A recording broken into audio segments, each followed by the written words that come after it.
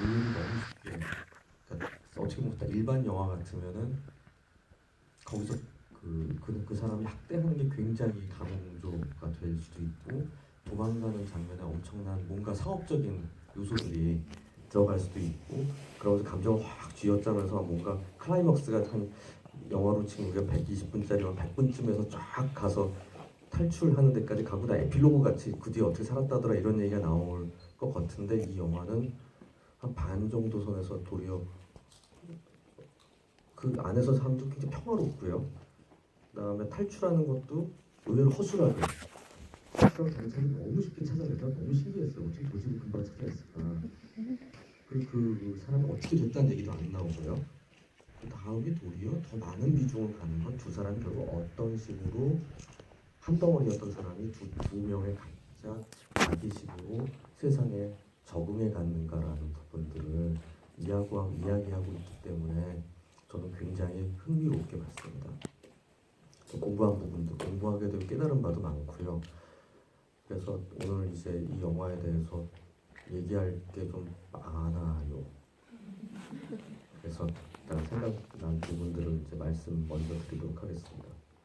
이 얘기는요, 뭐 뉴스를 보고 오신 분들도 있겠지만은 실화를 바탕으로 한 소설을 이제 기반으로 하고 있는데, 실화는 어떤 일이냐면 2008년에 오스트리아에서 일어난 일인데, 요제프 프리츠라는 노인이 24년 동안 친딸을 감금하고서 그 성폭행을 반복적으로 했는데, 이 엘리자베스라는 여성은 그 아버지 자녀 7명이나 낳았다고, 엽기적인 사건이 해외 토픽 정도로 있었는데, 이 소설을 이제 이 이야기를 이제 가지고 이제 엠마 도노유라는 사람이 2010년에 한 편의 소설을 썼습니다.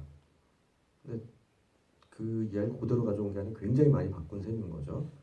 그래서 그걸 가지고 엠마 도노유가 직접 보니까 스크린플레이 쓴 것 같더라고요. 자기가 제작에도 참여한 이름이 나오는 것 같고, 그래서 룸이라는 영화를 이제 만든 셈입니다.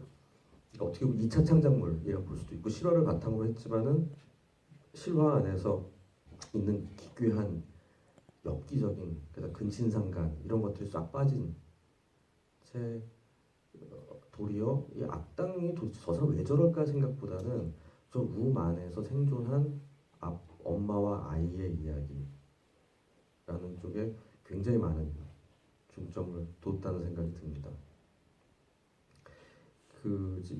이 조이 역인 브리 라스는 지금 이 영화로 완전히 지금 뜨고 있는 상도 굉장히 잘하죠. 아까 캐스팅 올라온 거 보면 너무 짧아서 놀라지 않으셨어요?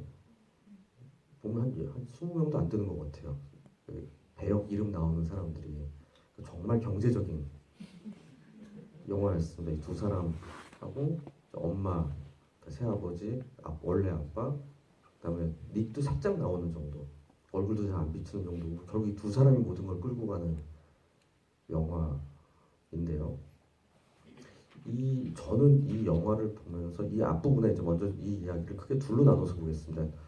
룸 안에 있을 때와 룸 밖에 나왔을 때.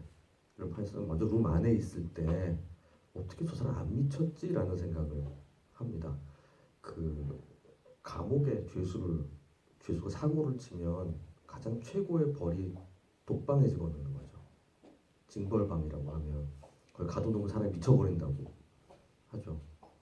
그래서 시간이 어떻게 가는지도 모르겠다고 그러고, 가장 괴로웠던 게 감옥에 있을 때 독방에 들어가는 거다 이런 얘기를 합니다. 혼자 있는 게 굉장히 엄청난 고립감을 주는데 어떻게 버텼지라는 생각을 할 때 나오는 몇 가지가, 일주일마다 장을 본다는 거, 시계를 찰 수 있게 줬다는 거, 그다음 TV를 볼 수 있겠다는 거, 그다음에 창은 어떻게 뚫려 있는, 지하실은 아니었다는 것들이 어떻게 보면 의사 입장에서는 굉장히 중요한 요인이라는 생각이 들어요.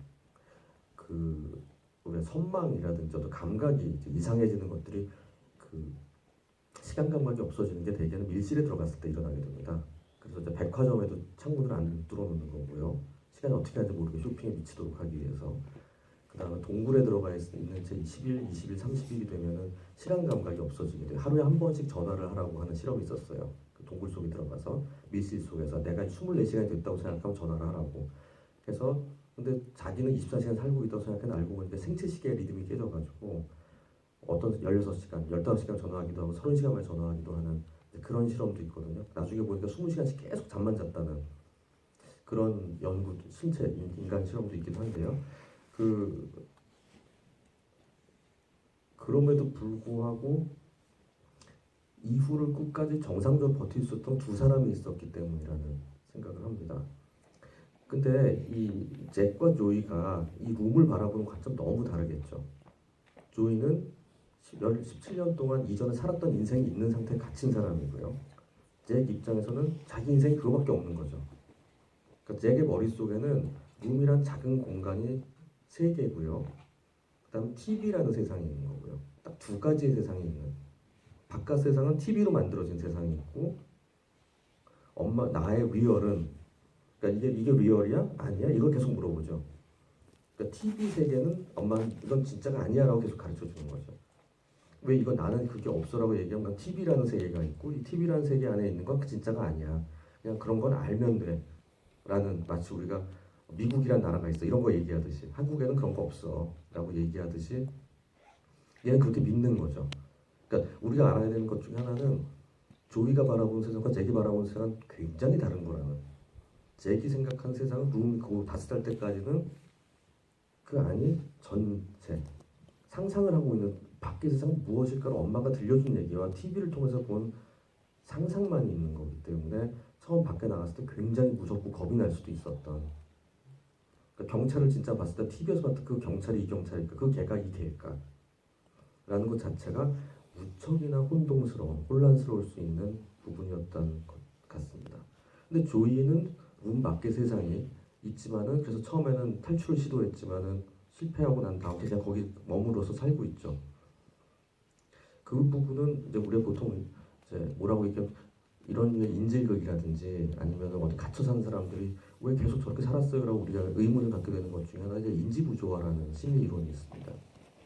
그러니까 차라리 그냥 나는 여기서 그냥 머무른다고 생각해서 덜 괴로운 거예요. 끝까지 투쟁하는 게 안 되면 그냥 내가 나를 거기에 순응하게 되는 게 타당하다고 생각할 때가 있다.